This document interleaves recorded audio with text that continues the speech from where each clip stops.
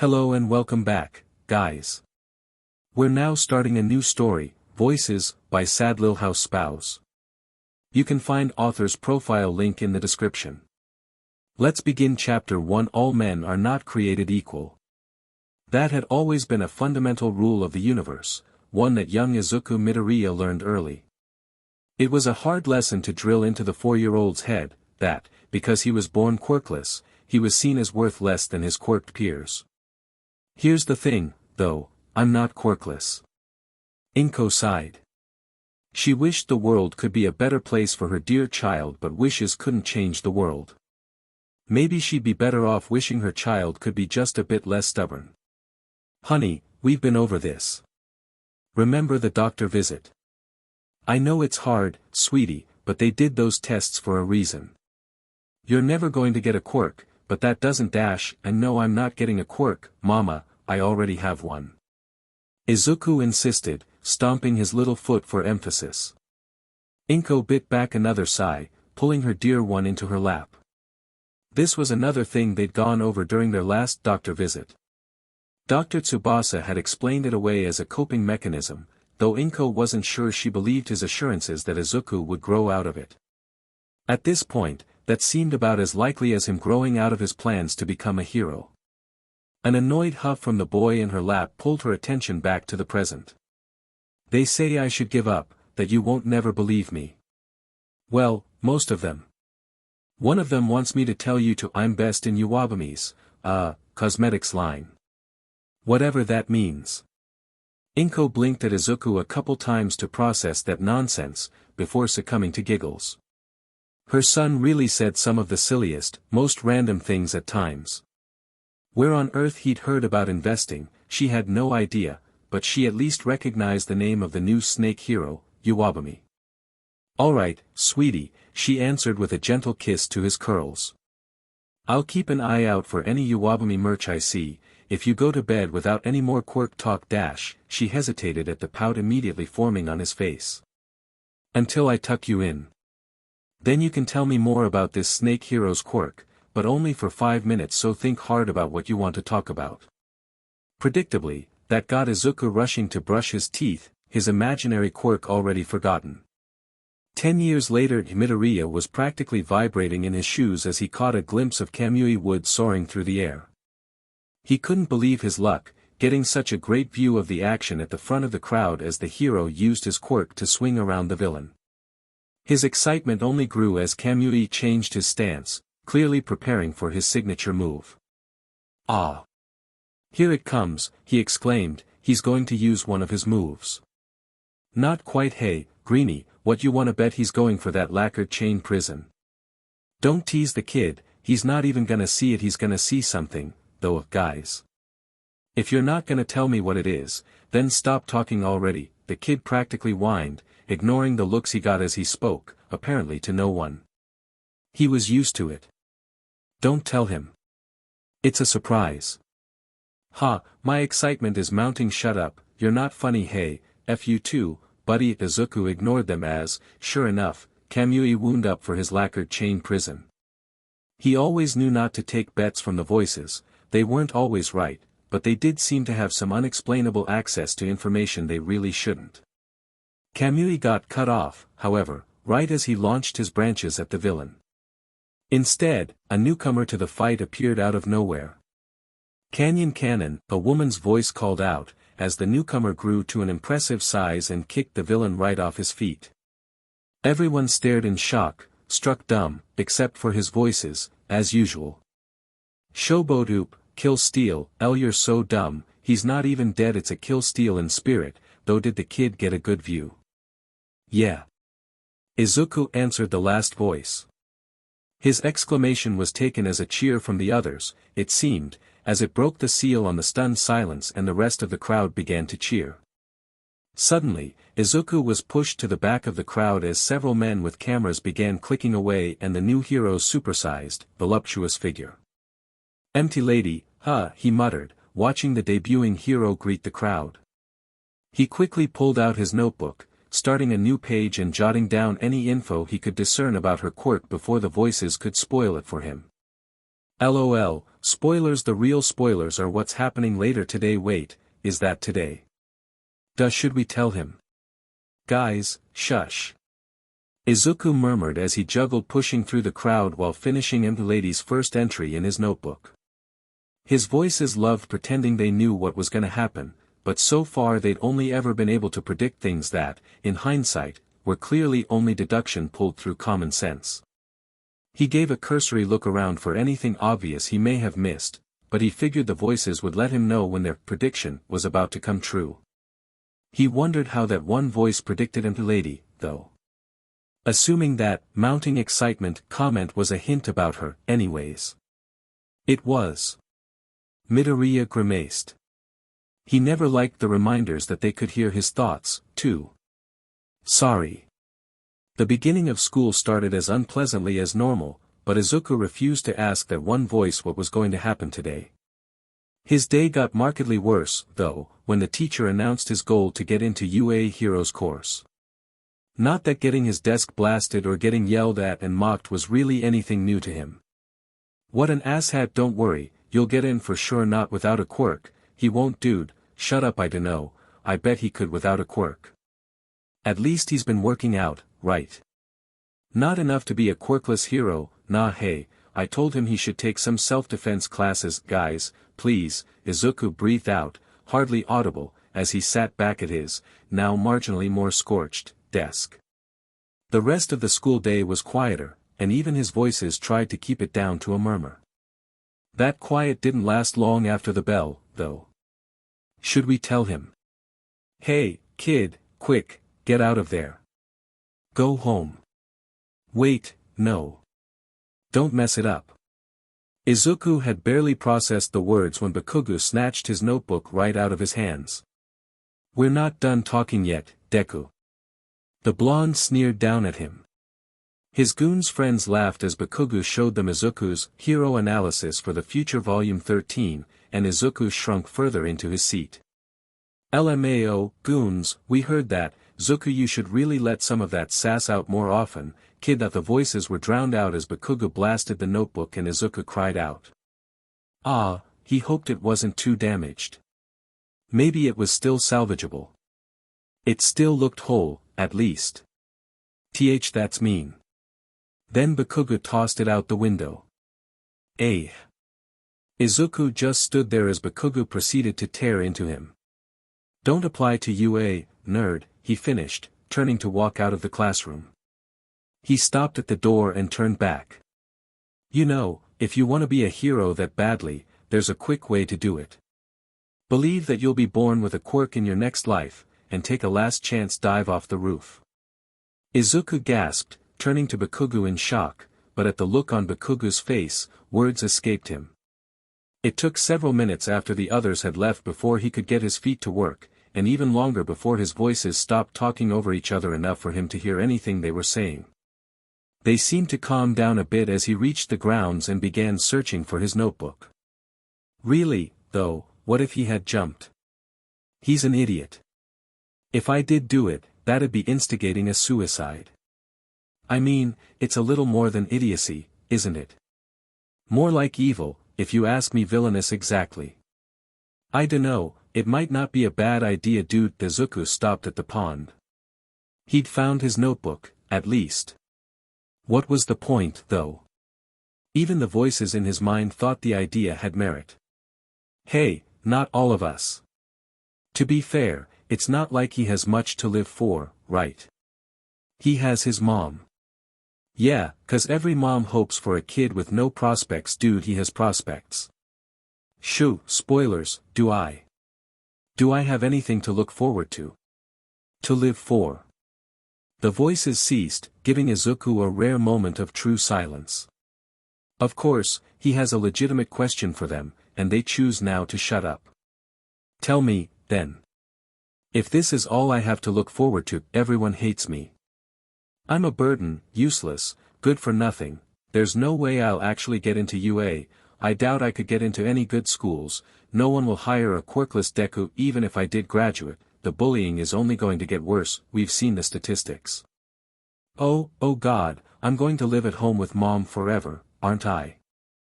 I'm just dragging her down with me, what should I dash? Izuku's words dried up as he began to hyperventilate. He fell to his knees, he begged the voices to talk to him, to tell him what to do, he could just hear them, muttering to each other, but he couldn't make it out, he didn't know what to. Finally, one voice spoke up above the rest. Chapter 2 Izuku took a deep, shuddering breath and stood up. He grabbed his notebook, wet but still intact, and set off with a new, still fragile but glowing determination flowing through his veins. Maybe, with his voices to help him, just maybe. Maybe he could be a hero. He was squatting there for a minute, think he should hurry up. Nah, it'll be fine. I think. The voices got quieter as he started heading home. It almost seemed like they were anticipating something, but Izuku couldn't quite get himself to care. His little breakdown had drained him, and he found himself struggling to keep his head up as he approached a familiar tunnel. As he passed the halfway point, however, he took notice of a sound, like flowing liquid. And a smell, like sewage, coming from, best hold your breath and close your mouth, kid. That was all the warning he got as, suddenly, he was enveloped in slime.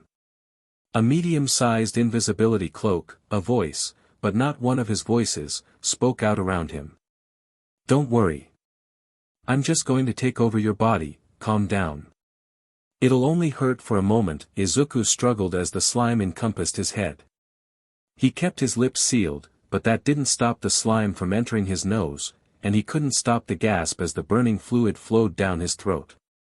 DMN, guess closing your mouth isn't enough of a defense. Honestly, you might have made it worse. Swallowing pool water hurts less than getting it up your nose, right?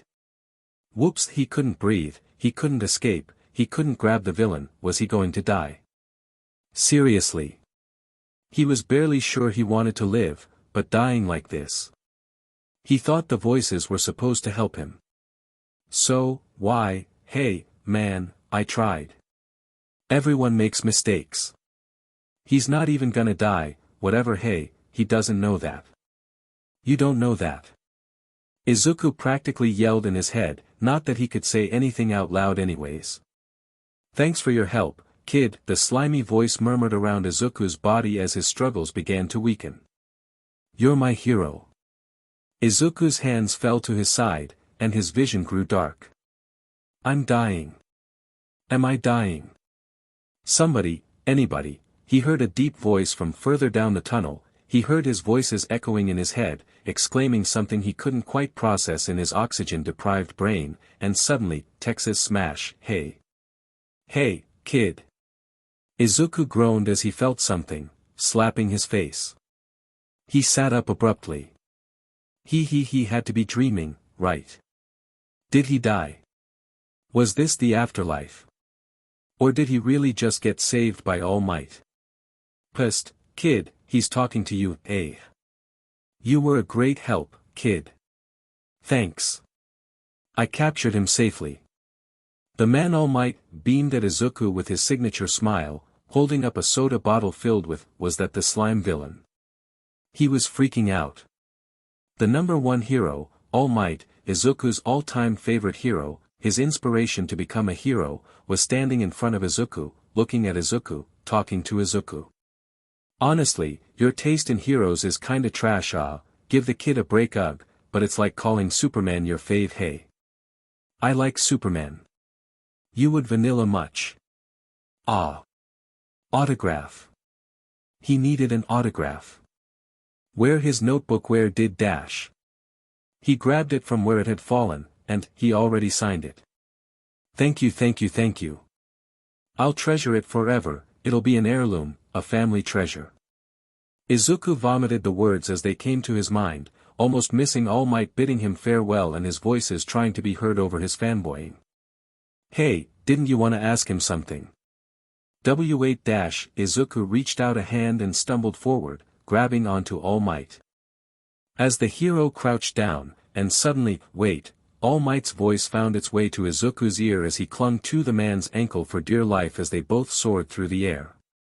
Hey, that's a bit much. Let go of my leg. LMAODMN, even All Might wants you to kill yourself dude, if I let go now I'll die, he cried out, hoping the hero would hear him over the wind. I have a lot of things I need to ask you directly. I mean, need is a strong word, but pop off I guess no, don't pop off now, you'll die. Do it. They landed with a crash, though Izuku somehow found himself unscathed at the top of a very tall building.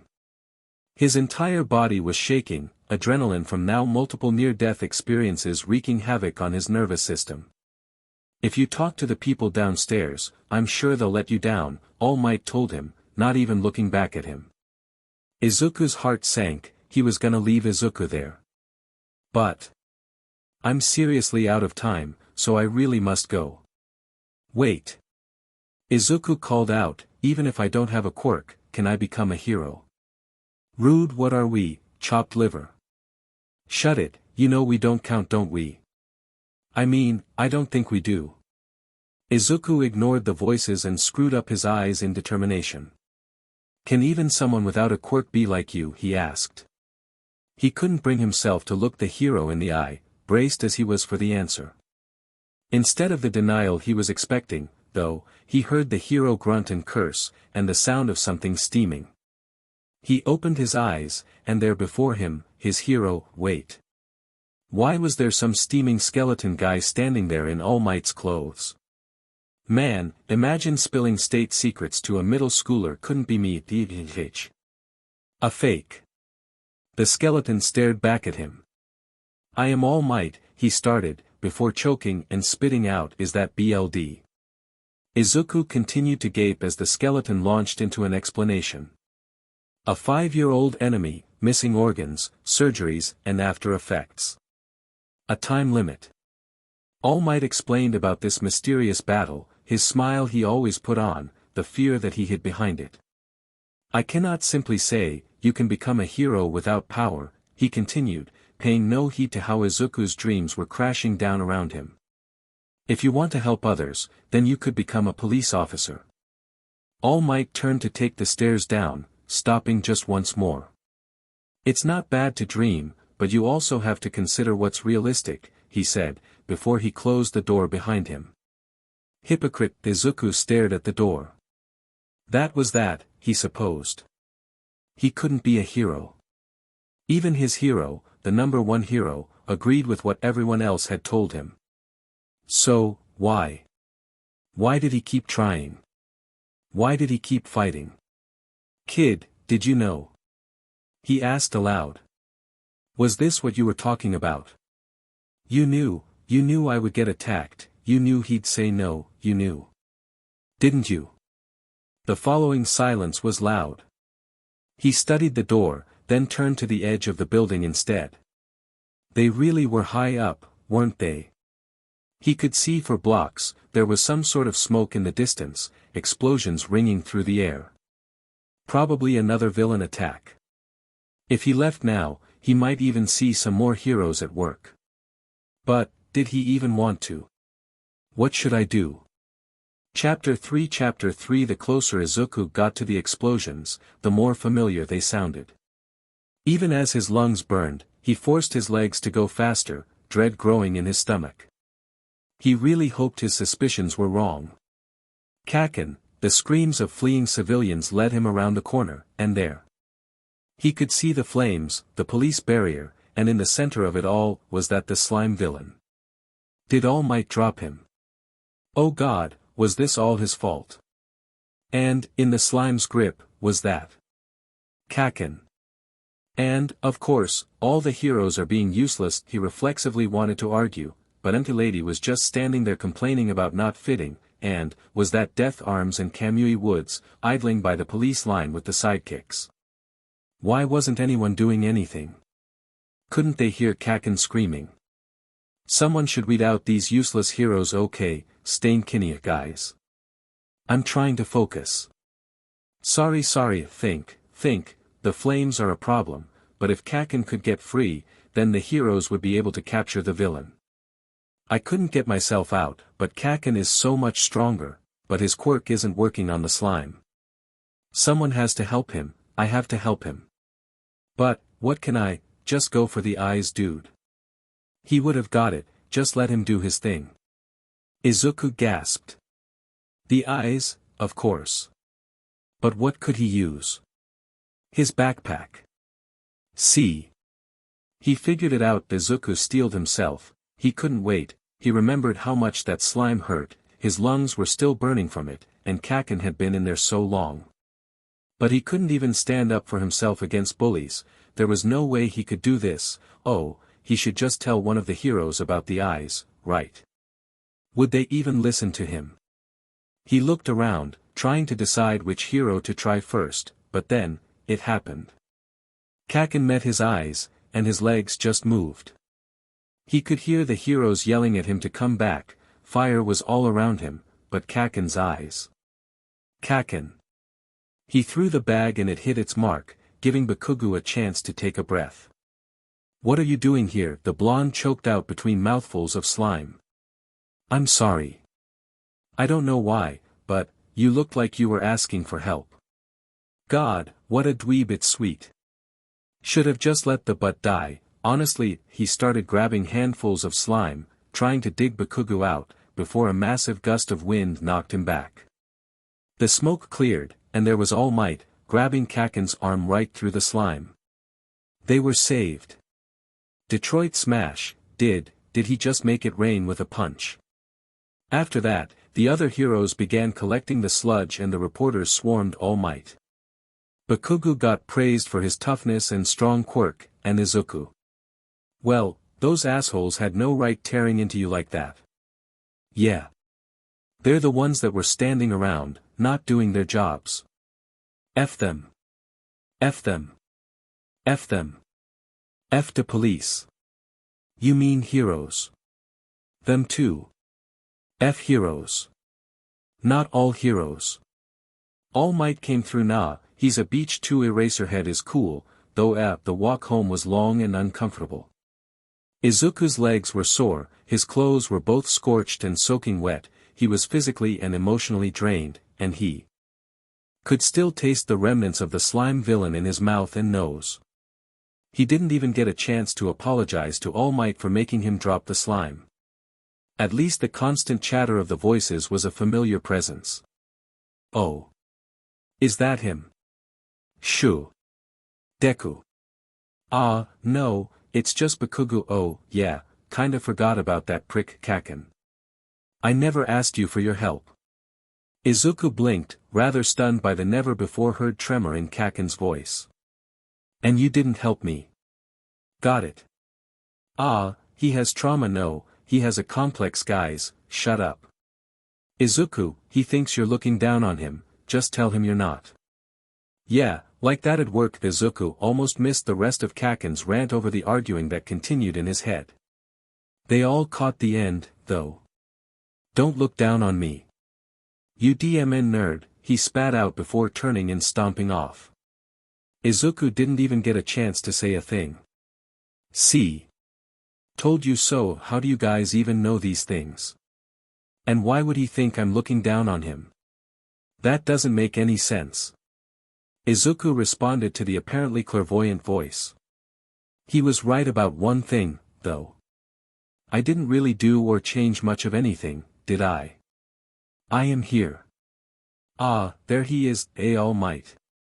What are you doing here? The reporters. What? The hero posed with a grand laugh, before suddenly deflating and spewing BLD again. Young man. I come with thanks, a correction, and a suggestion. All Might began with a serious look upon his face. If you hadn't been there, if I hadn't watched you run in, putting your own safety at risk for someone else, well, Izuku waved his hands frantically in denial. It was all my fault to begin with. If I hadn't grabbed onto you, I got in your way, even though I'm quirkless. That's right. Even though you're quirkless, timid, weak, you still ran out there. It was because of that, because of your courage, that I found the courage to act. It reminded me of how so many of us heroes start out, we see someone in need and our bodies move before we have a chance to think. That was true for you, too, wasn't it? Nah, we just did the thinking for him, not all of it. Ugh, All Might SCKS, tell him to F off, shut up, it's about to happen. He's such a hypocrite, though Izuku barely managed to form a response, a strangled, yeah, to his hero, to the one who crushed his dreams just that very afternoon. You can become a hero, the symbol of peace said to him, the words he most wanted to hear, all his life. You are worthy to inherit my power. And there it is, huh? My power, young man. I've kept it a mystery to the press, but the truth is, I am not a natural-born hero. My quirk was passed on like a sacred torch. The power to transfer power, that is the quirk I inherited. It's called One for All. And next, it is your turn. Izuku was stunned. His voices were quiet. Why would you give me something so precious? I have been looking for a successor. And I have chosen you. You're just a quirkless fanboy, but you showed more heroism than anyone else back there, he explained. It's up to you, though. So, what'll you do? A million thoughts were racing through Izuku's head, many his own, though his voices all clamored to make their opinions known as well. One voice, however, called out loud and clear above the rest. Chapter 4 Officer Sansa held back a grimace as the mother of the victim let out a dreadful wail. These kinds of calls were always the worst, especially when the victim was so young. He wished he could say he was surprised, but he'd seen the boys file after they identified the body.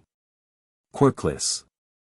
Sansa himself had faced his own struggles with discrimination, being a mutant type, but he knew the statistics for the quirkless in Japan. He didn't doubt the kid had had a rough time of it all. Please, you don't understand, the victim's mother, one Izuku Midoriya, was sobbing into his fur. She gripped his vest and gave it a tug for emphasis. My Izuku wouldn't do this, he's such a sweet, kind boy, he couldn't have ma'am, Sansa interjected, in a weak attempt to prevent the woman from becoming hysterical. Again. Why don't you let me take you down to the station? There's a few things we need to go over there, and we have counselors that can I don't need a counselor, I need my son back, the woman cried out, her voice quickly devolving into a raspy croak. Sansa was so in over his head. He switched to rubbing the woman's back comfortingly while she cried herself out. If he was also slowly shifting them out of view of the body, well, that was his own business. It took another 20 minutes before he was able to coax her into the police car and get them to the station. He wasn't surprised to see Yagi speaking with Detective Naomasa in the corner when they arrived. He had heard he was in the area due to that slime incident earlier today. He dropped the poor woman off with another officer and joined the two by the coffee machine. Rough day today, huh? Naomasa said in lieu of greeting. Sansa grunted in affirmation as he poured himself a cup of cheap office coffee. Gonna be a long night, too. I hate cases with children. The detective nodded. Tell me about it. We're still wrapping up the slime case, the poor kid he captured was under for a while. He still hasn't woken up, they're worried about possible brain damage. I sent another officer to the hospital to take care of things with the parents, they refuse to leave the kid's bedside, understandable so. What about you? Suicide case, right? Yeah, Sansa sighed. It's a bit odd, though. The receptionist said he didn't see anyone matching his description enter the building, and no one can figure out how he even got up there in the first place. No note either, but other than that there's no signs of foul play. That and the fact the kid was quirkless. It's not likely it could be anything but suicide. Naomasa nodded sadly, but it was Yagi that spoke up. Quirkless. Why would that, wait, which building was this? Sansa raised a brow, taking note of how rapidly Yagi seemed to be paling. He really needed to start taking better care of himself, but Sansa knew better than to offer the man a chair. It was some office building, a few blocks from the slime incident. Some poor middle schooler, still in his uniform and everything, probably just left school. Surely you know how bad bullying is for quirkless in Japan. Might not be a bad idea to send someone to the school to investigate, actually. The mom is still here. I'll make sure they get the school's name before they process her out. Naomasa nodded and they both finished their coffees and returned to work. Neither noticed how the third man remained frozen by the coffee maker. Chapter 5 2 days later, in the early dawn light, found Izuku among the mountains of trash at the local Dagoba Municipal Beach Park. Hey, hey, hey. This is such a comfy fridge to sit on. All Might called from his perch on the trashed fridge Izuku was attempting to pull. His next words were lost, however, as Izuku grunted in one last push before collapsing pathetically to the ground. Told you he needed to work out more seriously, it didn't even budge. All Might doesn't need to be such an but about it, though is he secretly a SDST or something? Nah, our Izuku is just a wimp. Bet I could move that fridge, yeah, right, not with that musclehead sitting on top. You're not a proper vessel yet, or at least, your body isn't, All Might told Izuku, in between taking pictures on his phone of the poor boy struggling on the ground. One for all is the fullest physical ability of many people gathered into one, an unprepared body cannot inherit it fully. The limbs will come off and the body will explode. Izuku ignored the sounds of his voices breaking out into laughing and yelling at that revelation. He was too busy trying not to freak out, because, my limbs will what? He hugged himself in terror at the very thought. Why had he agreed to this, again? What, was he insane? Well, you do listen to the voices in your head, so, that comment started another uproar that Izuku had to tune out while All Might described his training plan for the boy. Honestly, the hero made it sound so reasonable, training the body and doing community service all in one. And there was no shortage of work for him either, with how much people dumped trash at this poor beach. He had just 10 short months to prepare for the exams, train his body in preparation of receiving a quirk, and finish his first great heroic act in cleaning this beach. I also came up with this, aim to pass, American dream plan. All Might held out a few pages to Izuku, which handed to Izuku to peruse as he explained it. Izuku's jaw dropped. This was a full daily schedule and training plan, complete with nutrition, a beach cleaning schedule, and even study breaks and sleeping. I'll have you follow this in every aspect of your life. Literally the most organized that man has ever or will ever be. It's a lot, I'm tired just thinking of it, yeah, but our Izuku has always had to work harder than everyone else, at least until he gets the quirk now, after 2. He's a hardworking kid, though. Yeah, you got this, kid. Izuku was impressed by how quickly he started seeing results. Moving the heavy trash off the beach and running through the sand engaged muscles he didn't even know he had, and in ways he couldn't quite get through weight lifting alone, though he still supplemented the cleaning with normal workouts as well. And breaks. And breaks, he conceded. The voices seemed awfully concerned about him overdoing things, but he could hardly complain about them watching out for his health. They even had him adding some stretches All Might hadn't thought of, to help with his recovery and keep his flexibility up. His mother was an indispensable help as well, happily helping with his nutrition and following the nutrition plan All Might had given him. He didn't think he'd ever been so sore, but by the end of the 10 months, he was thrilled that he could even see the difference his work had made. Plus, we were able to keep your dumbass from overdoing it. Geez, it's not like I even tried to do that much more. It would have been fine.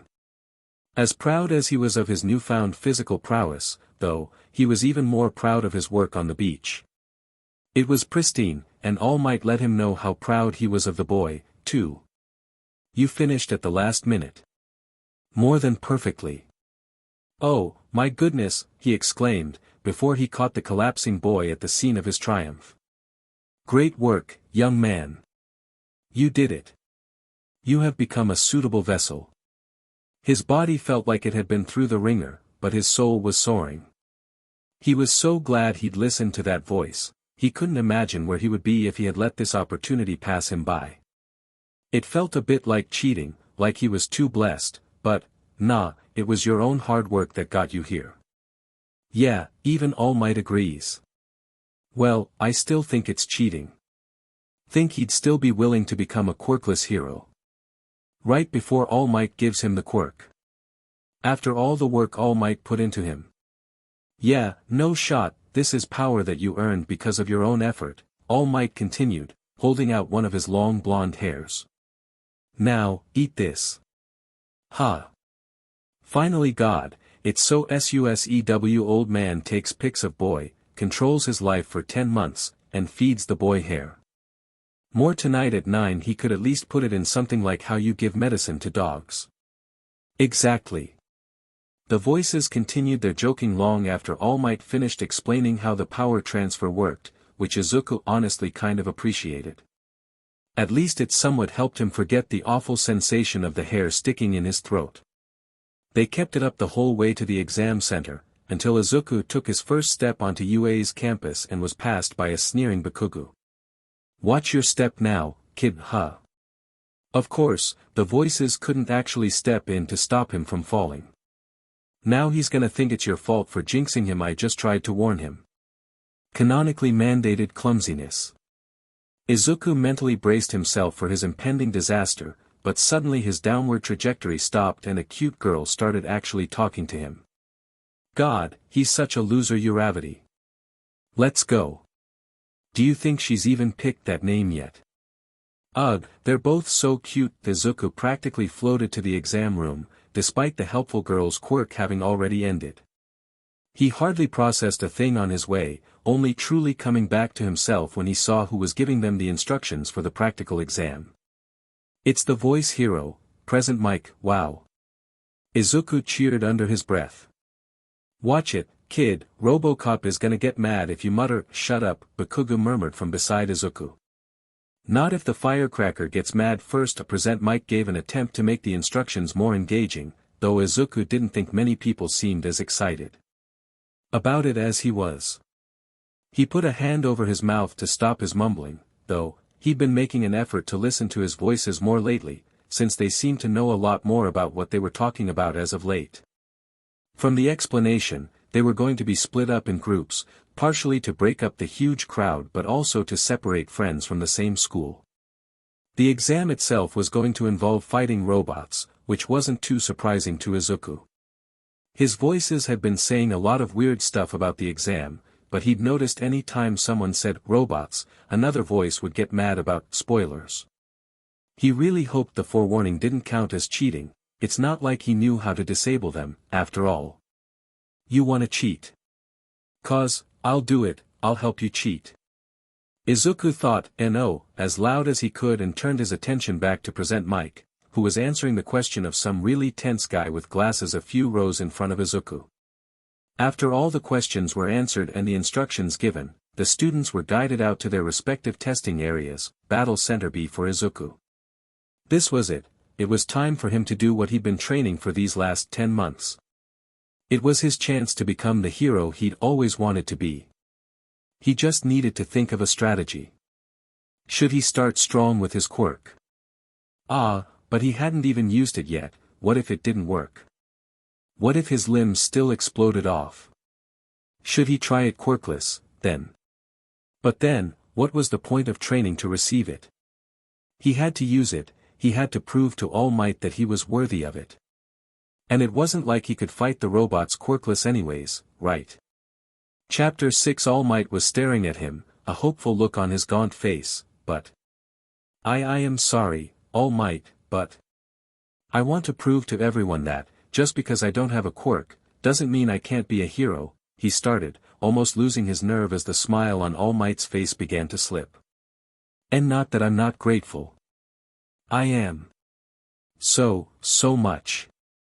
Like, even the opportunity, I must be crazy, I know I'm crazy, saying no to such an amazing opportunity. Thank you. So much, you have no idea how much it means, but if I can prove to even one person, that we aren't useless, that the quirkless, and people with weak quirks, too. Or, bad quirks. Anyone, really. If I can help anyone believe that anyone can be a hero, well, not anyone, but whoa, kid, it's okay. I get it. You can stop rambling now. Izuku felt his whole body flush a bright red in embarrassment. Oh, gosh, he'd really done it, hadn't he? Oh, no, now the #1 hero hated him. Young man. Kid. He's really losing it here. Leave him alone, he's got anxiety. Izuku was jolted out of his thoughts, and his thoughts, too, as a large, skeletal hand landed roughly on his shoulder. Young man, it is quite alright. I still stand by what I said. I don't believe you can become a hero without power. All Might started, and Izuku could swear he felt his resolve beginning to crumble with every word. However, you clearly have the spirit of a hero, there's no denying that. I don't know if you'll be able to succeed, but if anyone could prove me wrong, well, All Might's eyes met his own, lit like blue flames, and he grinned. I can't think of anyone better for the task than you, young man. Within an instant, green eyes filled with tears.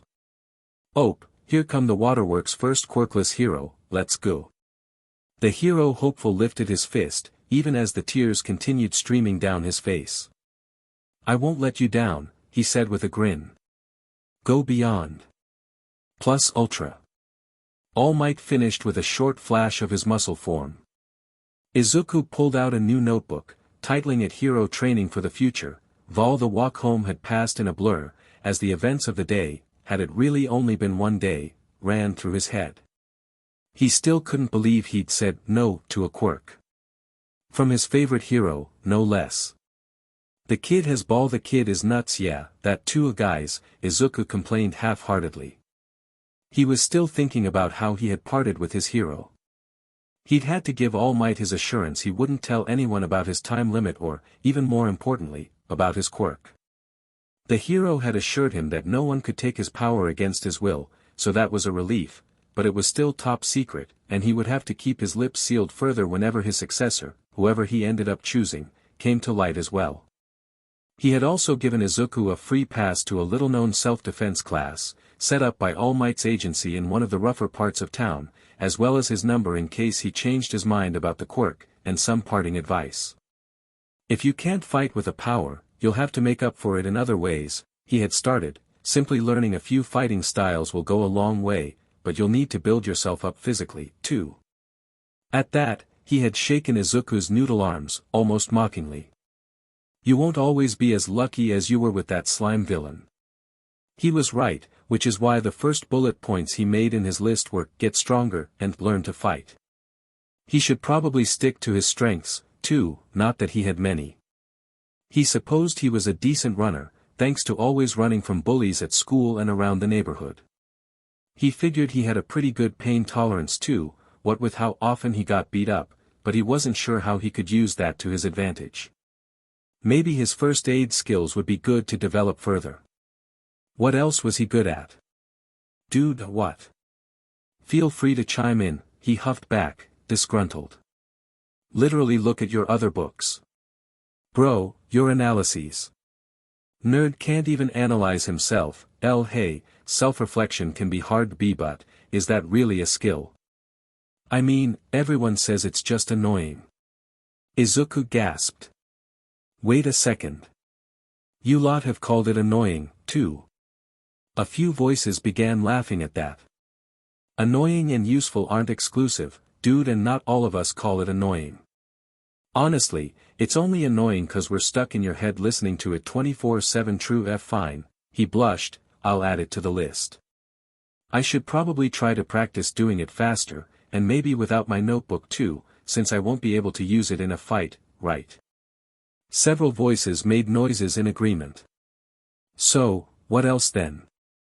Definitely not your fashion sense. Constructive criticism only, please.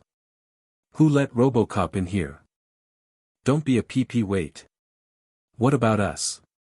He didn't write us down first. Rude. Who says I want to help him? Don't listen to him, most of us will help you. Yeah.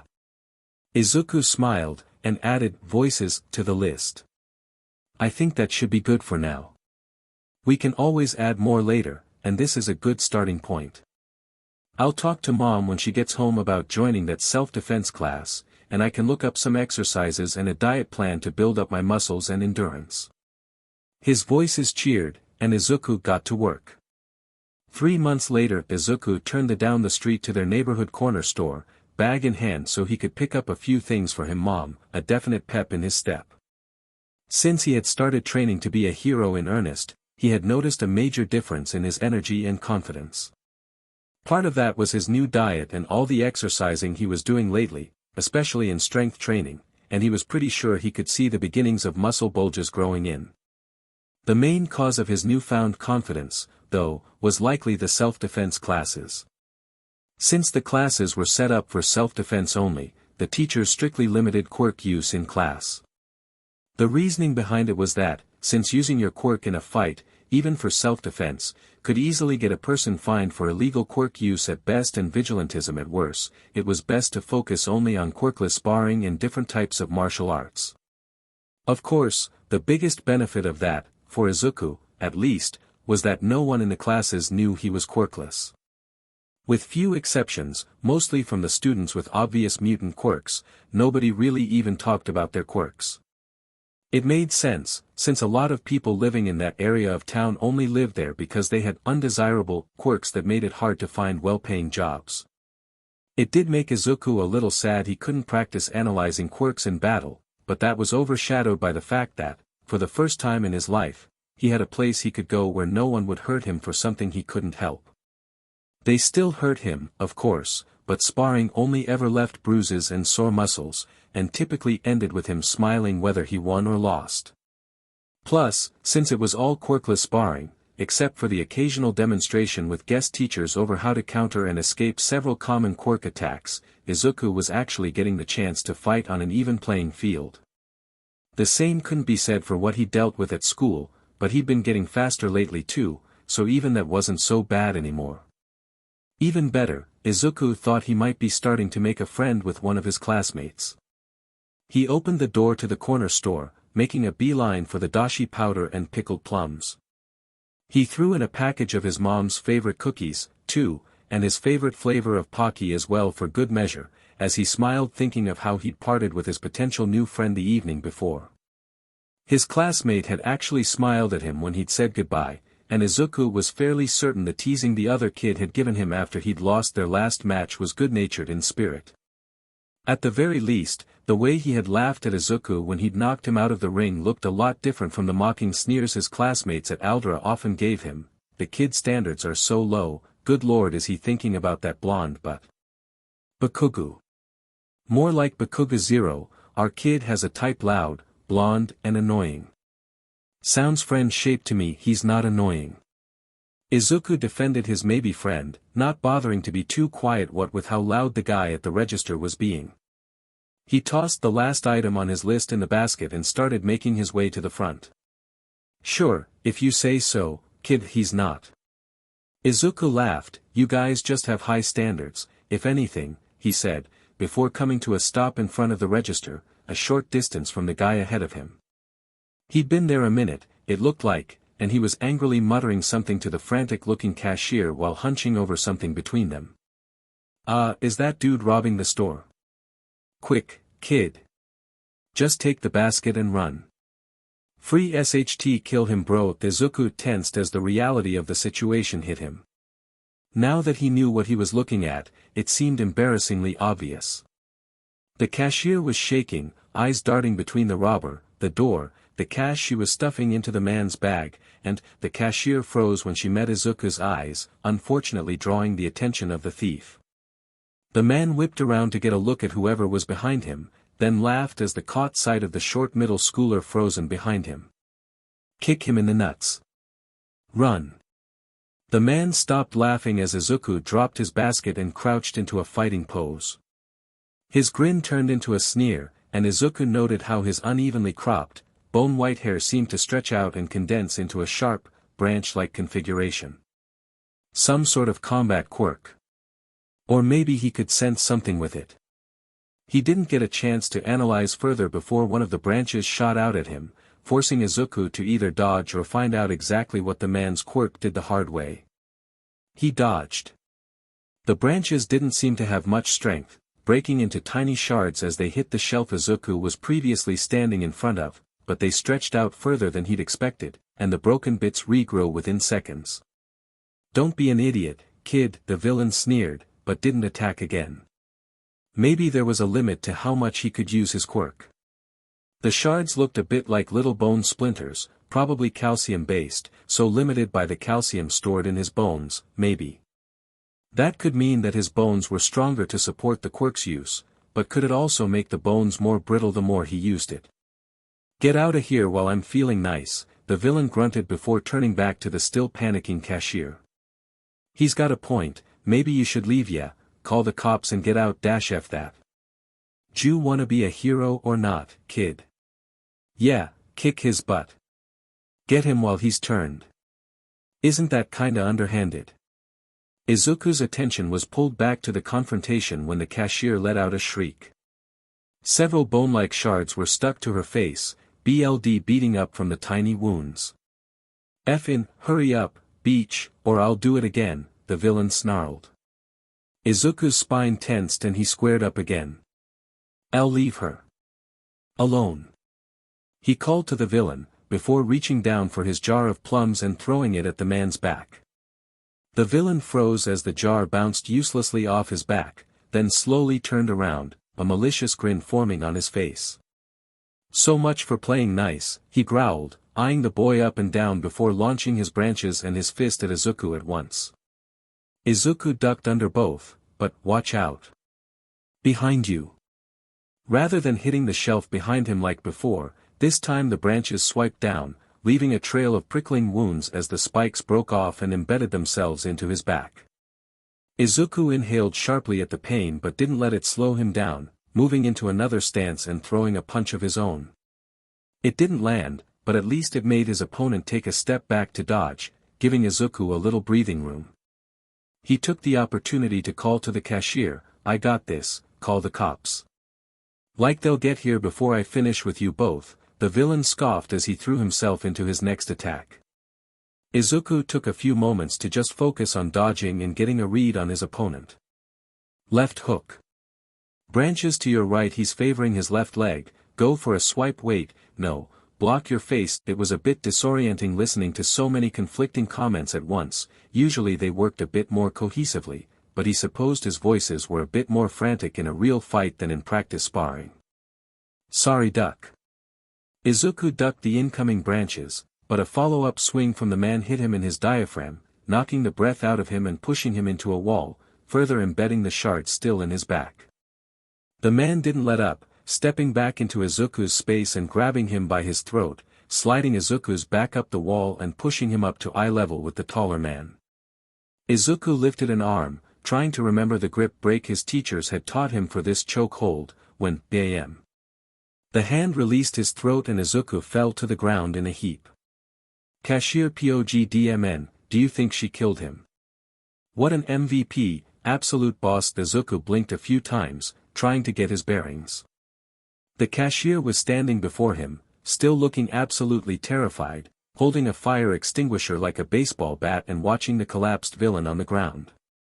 After a few moments in which nobody moved, the woman let out a shuddering sigh and offered a hand to Izuku. That was incredibly foolish, Midoriya, the cashier lady scolded him, and Izuku braced for more. This was his local store, everyone in the neighborhood knew about the quirkless kid, so he knew what was coming next. But, thank you, she finished. Izuku felt his jaw drop. Thank you. She wasn't going to yell at him for being presumptuous. For making things worse. He'd made such a mess of her store. Seemingly reading his mind, he was so glad he knew her quirk was a simple light-generating quirk, or he might have been worried. She gave him a soft smile, then winced as it pulled on the shard still in her face. That was still a very risky move, young man. I'd rather lose some money than see a kid killed in my store, you know, she said, drawing an embarrassed cringe from the boy.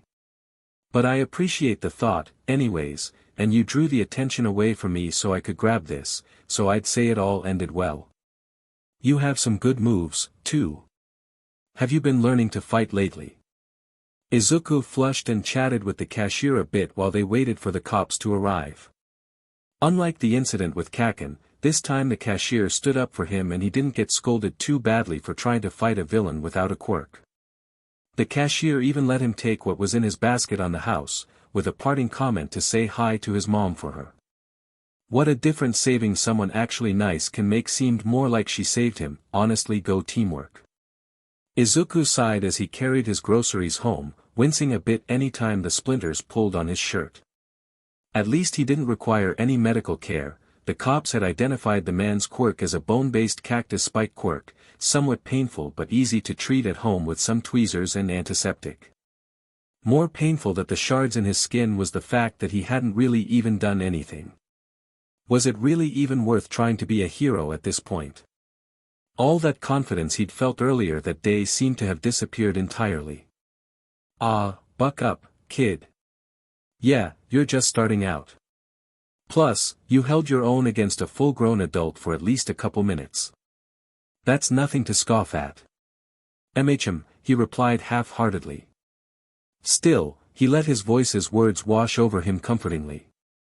It had only been 3 months, after all. He'd just have to step up his training, maybe find a way to fight against quirked individuals instead of just quirkless sparring. You could start fighting your bullies instead of running. And get a black mark on his record before he can even try for UA. Not if they start the fight first. Yeah, right, like anyone at Aldra would even consider that, yeah, fighting his bullies was out, but there had to be something else he could do, right? Chapter 7 Izuku hesitated. The offer was so tempting, but the voice was right. It did sound too good to be true. He bit his lip, waffling a bit, before he blurted out, "What about All for One?" The change was instantaneous. All Might's face, already sickly and gaunt in his skinny form, rapidly lost all color. The hero inhaled sharply, looked both ways down the street, and tugged Izuku into an alleyway, none too gently. "Where did you hear that name?" he hissed, not noticing how Izuku flinched as his fingers dug into the boy's shoulders. Izuku broke into a sweat at the suspicion in All Might's eyes, completely overtaking the hopeful determination that had been there not a moment earlier. SHT, SHT, SHT, SHT. Why did he listen to that voice? What was he thinking? Now his hero was going to take the offer away, and clearly hated him now, and, oh God, what could he even say? He didn't even know what All for One was.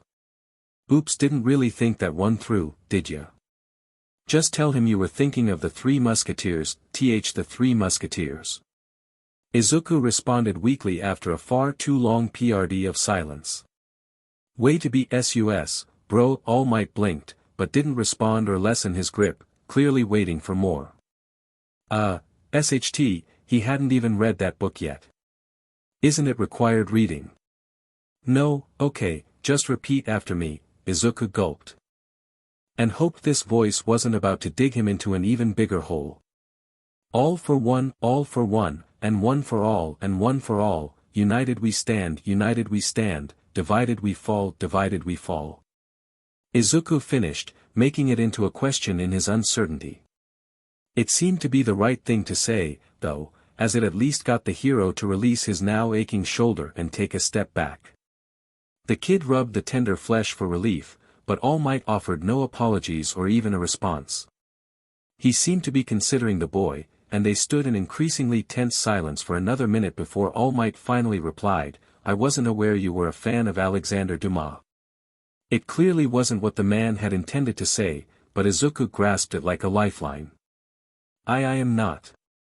Not really, I haven't even read, but I've heard the phrase. You know.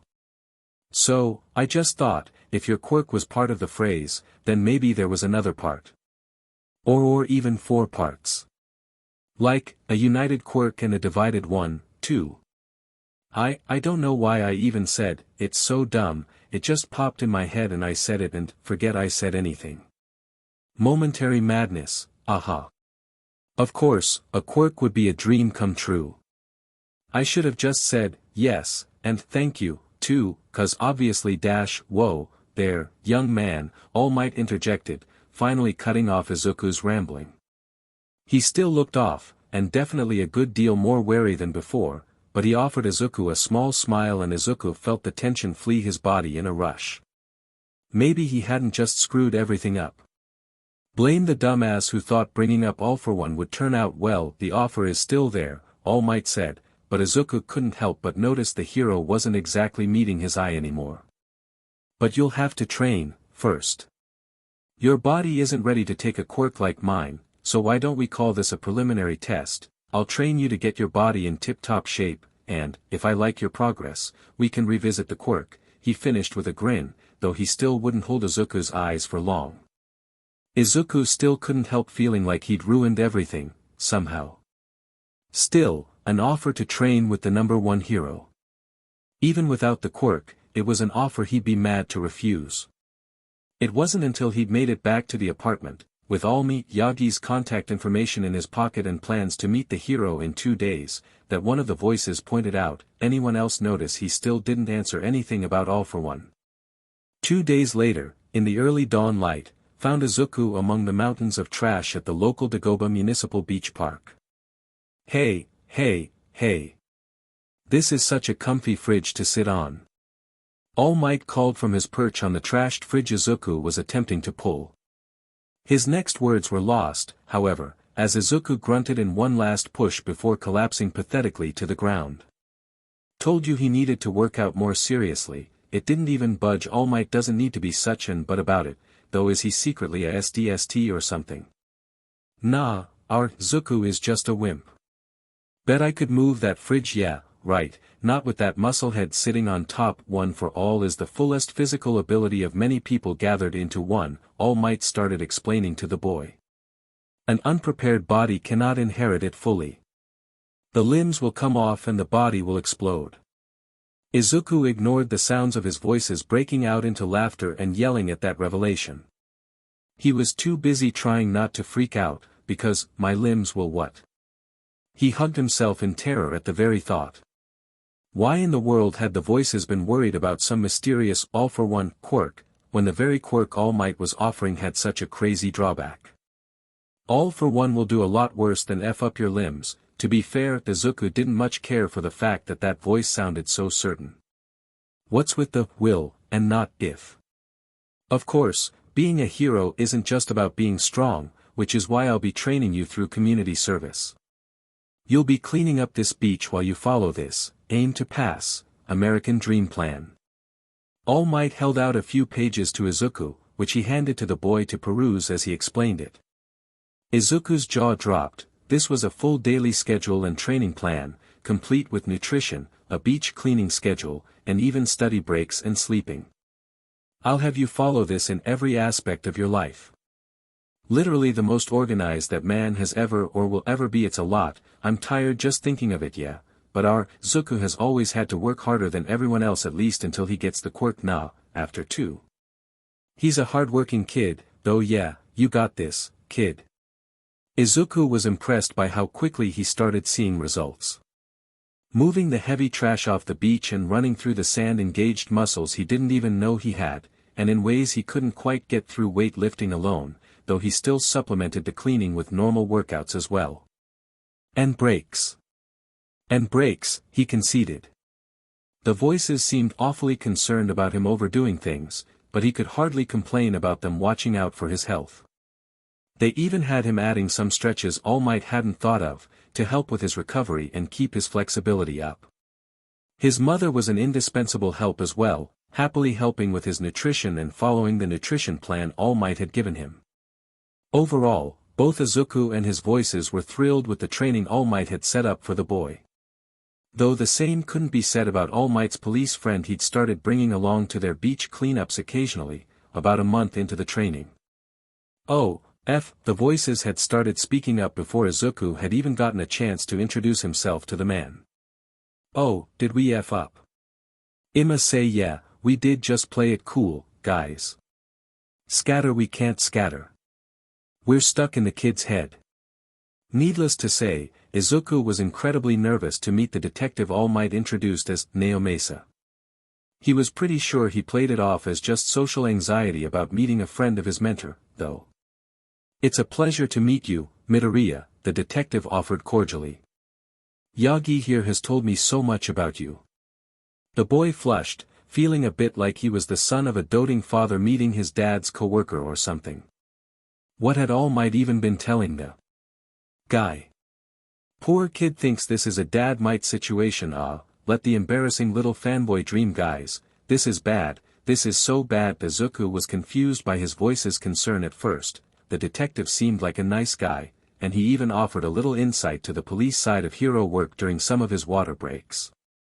It wasn't until the question started that it became clear why they were worried. So, Yagi tells me you're quirkless. Naomasa began, and Izuku almost missed what he asked next over the sound of his voices freaking out in unison. He barely heard the follow-up asking for confirmation over no fewer than 30 voices calling out, "Don't lie, truth quirk, OHF, the boy choked out, shaking over the familiar dread of confronting a new person with his quirklessness and the palpable panic parading through his head.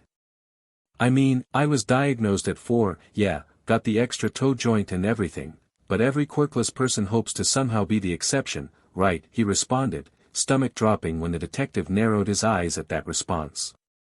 And, are you? He asked simply. Am I, what? Izuku asked while his voices fought over a good response. We aren't a quirk. We're something else. Yeah. If we were a quirk, there would be a quirk factor, right? I dunno, that sounds right. Doesn't matter if it's right, he just has to believe it, right? Shoo. That makes it sound like we're lying. Naomasa can't tell if we lie, right? We aren't lying, kid. Come on, you've seen the studies. Yeah. We aren't a quirk. We're, quirk adjacent. Are you the exception? The detective clarified, still watching him intently. Do you have a quirk? Izuku gulped. And no, I don't have a quirk. Naomasa watched the boy, letting him sweat a bit, before huffing out a short laugh. Relax, kid. I'm not here to tell you that you can't be a hero without a quirk, or anything like that. I was just curious. They moved on after that, and Izuku let himself untense. It seemed he'd gotten around that line of questioning, not that Izuku was sure what the point of it had been in the first place. All Might had said the detective knew all about his transferable quirk, so it was weird he'd ask about Izuku being an exception when he would be the exception once All Might passed the quirk on, right? It was a few months later before All Might brought him around again. Just like before, his very presence put the voices on edge. So. Yagi mentioned that you said something kind of funny when he told you about his quirk, Naomasa brought up this time. What made you think of all for one so fast when you heard of one for all? Izuku didn't need the voices to tell him how to answer that one, they had already drilled it into him after their first meeting with the detective, not that stopped them from reminding him the second the question was out in the open. It just popped in my head, he answered, not too fast, not too slow, technically not a lie, just like he'd practiced. I had never heard one for all said by itself before, but I'd heard the phrase from the Three Musketeers, so it seemed connected, you know. He took another sip of his water, as casually as he could manage. He's pretty sure the shaking in his arms could be played off as muscle exhaustion, right? It certainly seemed to work, though, 'cause the detective gave him a short laugh and a pat on his back, and he looked relaxed when he moved to chat with All Might while Izuku returned to his work. Mission success, good work, kid. He doesn't suspect a thing. By the end of the 10 months, Izuku was proud to say he was in the best shape of his life, which was kinda understating it, considering how weak he was to begin with. He had impressed All Might by cleaning up the beach even more thoroughly than was demanded, he'd left that sand downright pristine, and he thought he had done a stellar job of getting All Might and his detective friend off the scent of his not-a-quirk voices, too.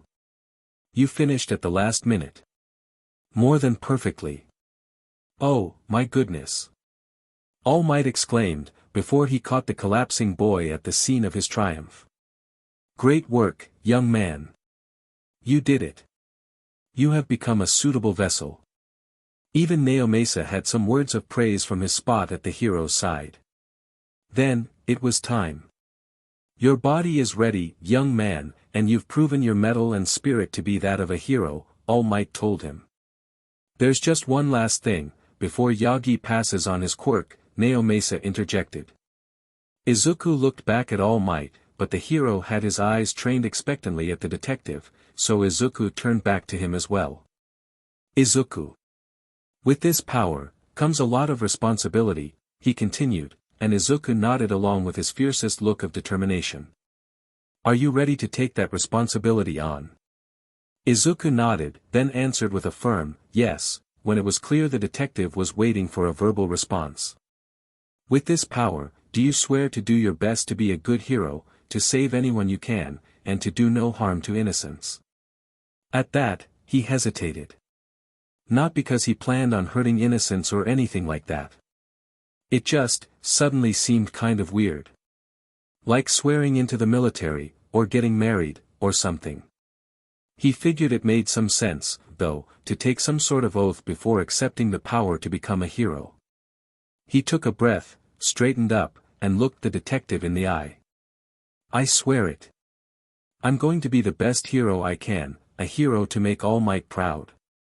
I'm going to save everyone I can, and use this power to the best of my ability to become the next symbol of peace. He gave an attempt at the signature All Might smile, and repeated, I swear it. The two adults looked at each other and seemed to convey something non-verbally, before they both nodded. Naomasa waved them both off and wished Izuku good luck on his exam. Finally, with just All Might and Izuku left on the beach, the hero turned to the kid. This is power that you earned because of your own effort, All Might continued, holding out one of his long blonde hairs. Now, eat this. Ha. Finally God, it's so SUSEW, isn't it kinda weird he brought the detective along for this? Kinda, but all's well that ends well I guess haha, F you, consequences of our actions. Does this mean we can start abusing our power, now? The voices continued their discussion long after All Might finished explaining how the power transfer worked, which Izuku honestly kind of appreciated. At least it somewhat helped him forget the awful sensation of the hair sticking in his throat. They kept it up the whole way to the exam center, until Izuku took his first step onto UA's campus and was passed by a sneering Bakugo. Don't trip, the bricks are uneven here. Izuku looked down and narrowly avoided tripping over said bricks. Dude, we are unstoppable. Ah, now he doesn't get the chance to embarrass himself in front of a girl, thanks. Izuku murmured quietly, wary of the people around him. One of whom was, indeed, a cute girl with rosy cheeks. The voices kept up a running commentary the whole way to the pre-exam room, and even through present mixed presentation over the exam rules and procedures. For some reason, it seemed like they were getting both chattier and bouger. Hey. We boss you around, 'cause we care about you. And we know more than you, however many heads we are, is better than one. They even cut him off when he tried to respond to them under his breath. You can thank us later, yeah, Robocop down there has the ears of a hawk, isn't the expression eyes of a hawk? Whatever, you knew what I meant. Speaking of robots, Izuku wasn't surprised to learn that was what they'd be fighting for the exam. Previously, the voices had scolded each other over spoilers whenever one of them brought the exam up, but since getting the quirk, they seemed determined to give him any information they could. Izuku just hoped it didn't count as cheating. Who cares? Let's cheat. I mean, it's not like we gave you the answers to the written exam yet, but only because half of us are too dumb for high school math, too dumb to function, more like plus, is it really cheating? Yeah, we're kinda like a quirk, so it's no different from the kids using their quirks, right? Izuku figured that did make sense. Plus, it wasn't like he wouldn't have his voices in real-life scenarios, too, right? Exactly. Oh god, we're corrupting him good. Izuku followed the other students in his group to Battle Center B, while the voices discussed strategy. Even with the quirk in training and his voices on his side, Izuku still felt his nerves bubbling away in his gut. This was it, his only chance to get into UA and prove to his hero that he was worthy to inherit his power. The voices finally seemed to come to a consensus, so Izuku took a deep breath and turned to the entrance of the exam center to wait for their cue to begin. Chapter 8 Your son is incredibly lucky, the doctor's voice filtered through Izuku's ears. We had a surgical resident staying late last night. Without her quirk, the nerve damage would be much worse. Good experience for the girl, too, she's got a bright future ahead of her here. Izuku didn't bother keeping the scowl off his face. Of course, the doctor would waste his and his mother's time talking about some quirk-blessed med student.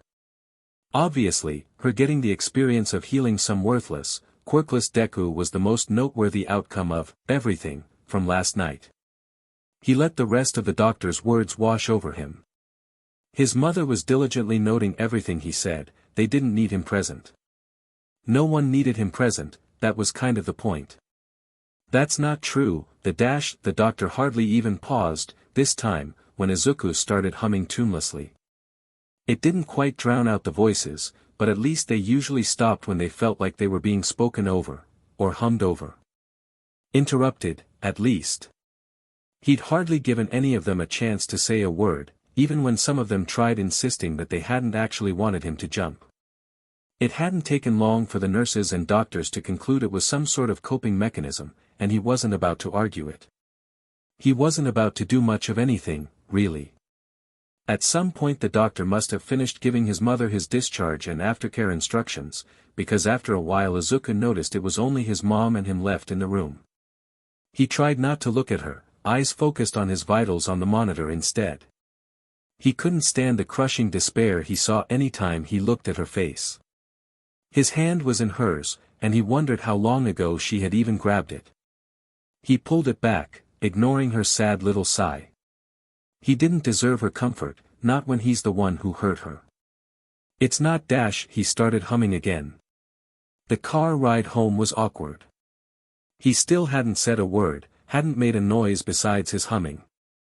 He should probably say something, but every time he opened his mouth to start, nothing came out. That's okay, though, anything he had to say would probably just make it worse.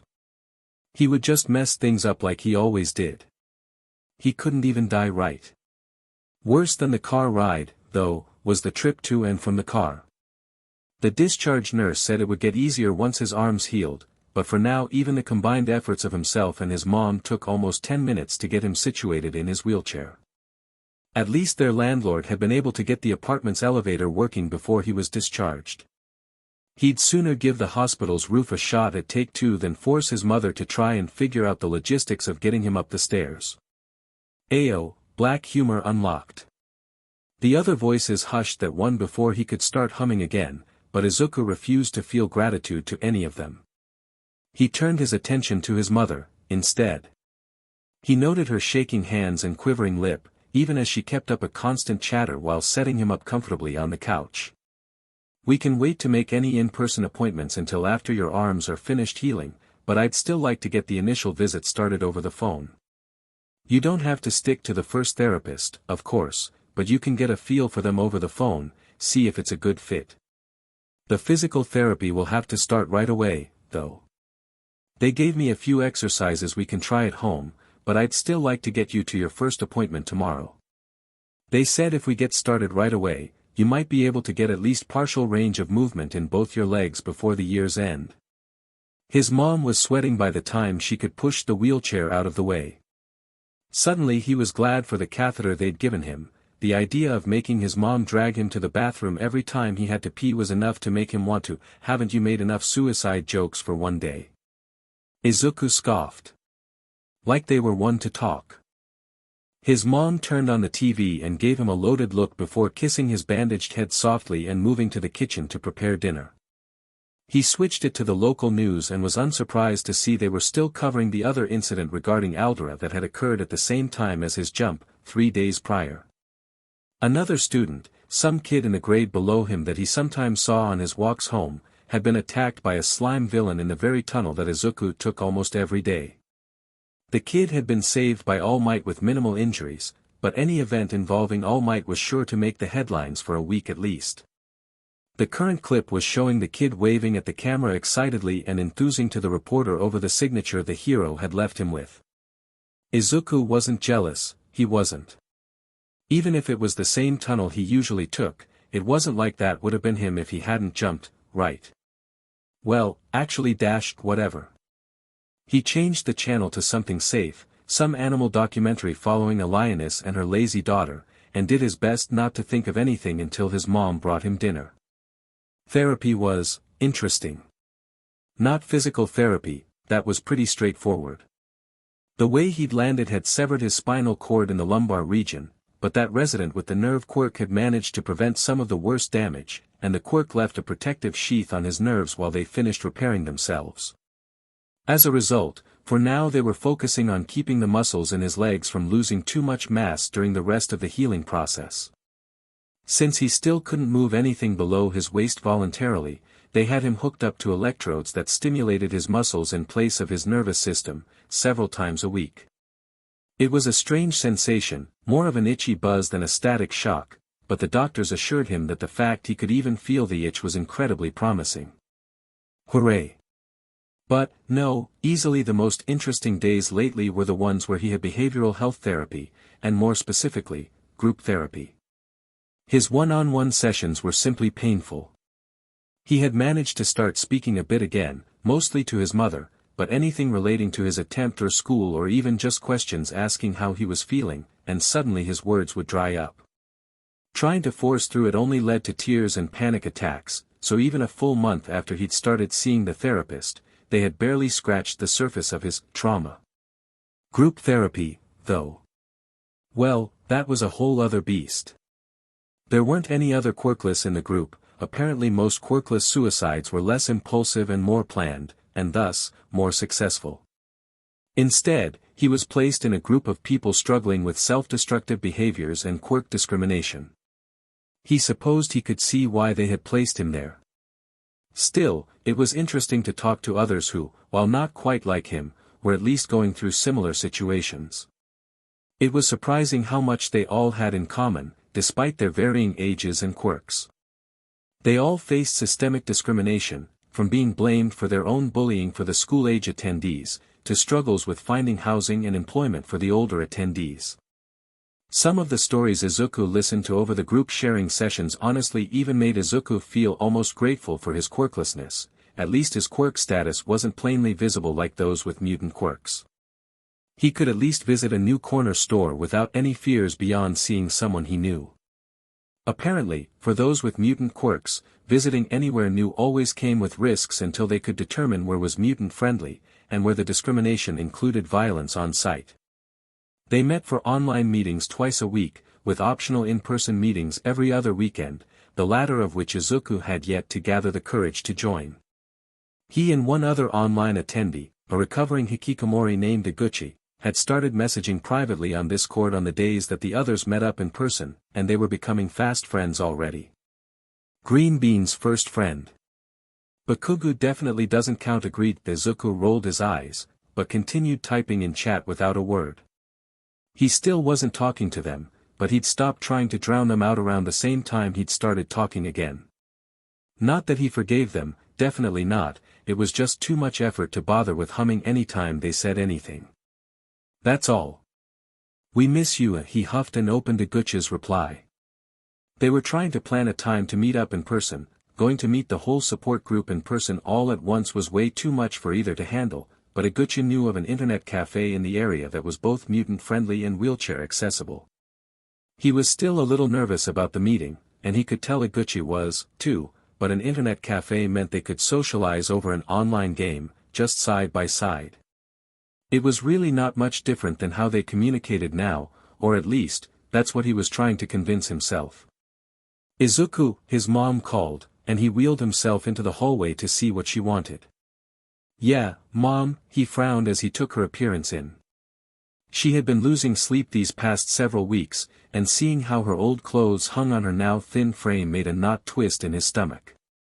It was hard to remember what his therapist said about self-flagellation and guilt when he could see with his own eyes the damage that he had caused his own mother. Right now, she was wearing her nurse's uniform, which was odd since she'd just returned home from work a little over an hour ago. Murakami has to leave early, so I'm going in to cover the rest of her shift, she started to say as she slipped her shoes on.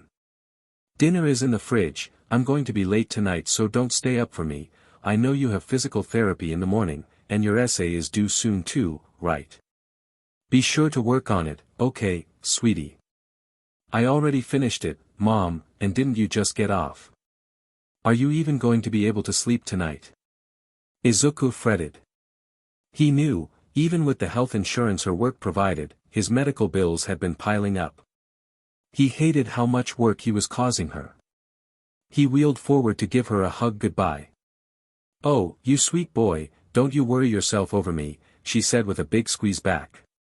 As if she weren't the one worrying herself sick over him. She let go and gave him a loaded look. "Now, remember, I'll have my phone on me at all times, so just shoot me a message if you need anything, and if I don't answer, you call the number for the head nurse, okay? It's on the fridge, don't hesitate to use it, okay my baby?" Yeah, there wasn't a chance in hell he was gonna bother her at work. "I know, Mom, I know." She gave him an all-too-knowing look, but then her phone chimed and she sighed. With one last goodbye and a peck on his cheek, she was out the door, leaving Izuku alone in the apartment. "You're practically becoming a hikikomori yourself nah, he still leaves for his appointments at least," Izuku sighed. They weren't wrong, really. He didn't even go to school anymore, after his attempt and his refusal to speak out about why or about the discrimination he'd faced at school. His mom had pulled him from Aldera and signed him up for online classes. He hadn't even gone with her to gather his stuff from the school, and judging by her face when she had returned, that was a good thing. "I still say you should report Bakugo, at least yeah, he was the ringleader, you gotta dash, are you kidding me right now?" Izuku snarled.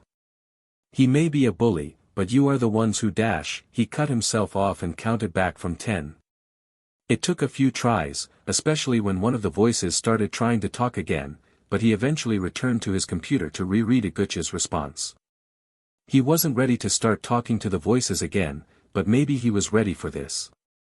He looked at the time. It was only 3:15, and Iguchi said he could be at the cafe within an hour. It wasn't like he had anything else to do. He sent Iguchi a message and started getting ready to go. Part of him considered shooting his mom a text, but he still wasn't sure he was ready for this, and he'd hate to get his mom's hopes up just to fail again. He could tell her tomorrow if it went well.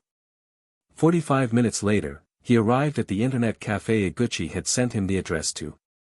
It was in a seedy-looking neighborhood, so he wasn't surprised to see coin lockers, vending machines, and even a couple patrons snoozing in some of the cubicles, despite the time of day. He went ahead and paid for one of the public cubicles near the front of the store, and found a seat in an empty corner. He barely had time to situate his things before he heard the bell indicating another patron came in. He looked to register and saw, much as Iguchi had described himself, a lizard-type mutant with pink hair, who looked around and immediately spotted him and waved. "Wait, OMG, is that F-in Spinner?" The sudden cacophony in his head stunned him for a second, causing him to miss Iguchi's greeting. Spinner," he asked in confusion, before his brain caught up. SHT. It had been a while since he'd stopped listening to the voices, and that, combined with the fact he hadn't actually spoken to anyone but his mom and therapist in over a month, had apparently destroyed his brain-to-mouth filter. "Wah, how do you know my gamer tag?" Iguchi asked, and Izuku was surprised to see the man flush pink. How did that even work over his scales? Is he a streamer? Just say you watch his streams. I doubt he's a streamer, yeah, but what else can he say? Thankfully, Iguchi didn't seem suspicious at all. If anything, he looked excited. "Oh, do you play Heckdivers? I can't believe you recognized my voice so fast." Izuku didn't sigh in relief, but it was a close thing. No, but I think I saw some clips on TikTok. I haven't played before, but, you seemed like you were doing a good job." Iguchi laughed. "Oh, you really must not play then, 'cause I'm terrible. I mostly just log on to annoy my teammates." Iguchi continued talking, first about Heckdivers, then about other games he liked to play, and Izuku was shocked at how easy he was to talk to. He was a bit awkward, but so was Izuku, so that just gave them something else in common. By the end of their allotted time, 3 hours later, Izuku was feeling the most normal he had felt since his quirk had failed to come in, honestly. It was the first time he had ever been able to just speak freely, and not worry about when the person he was talking to would learn he was quirkless and suddenly decide he was worthless. Iguchi already knew, just like Izuku already knew he was a mutant. Should we be worried he's making friends with a 20-year-old, though? Isn't that kinda the norm with internet friends? It's not like the kid can afford to be picky, so, Iguchi hesitated outside the cafe as they left, looking more bashful than he had the entire time inside the cafe. This was fun, right? Would you, maybe, wanna do this again sometime? Izuku gaped. He probably shouldn't be surprised after they just spent the past 3 hours in non-stop conversation while they bonded over video games, but sue him. It was the first time anyone had actually hung out with him and still wanted to be friends when it was all said and done.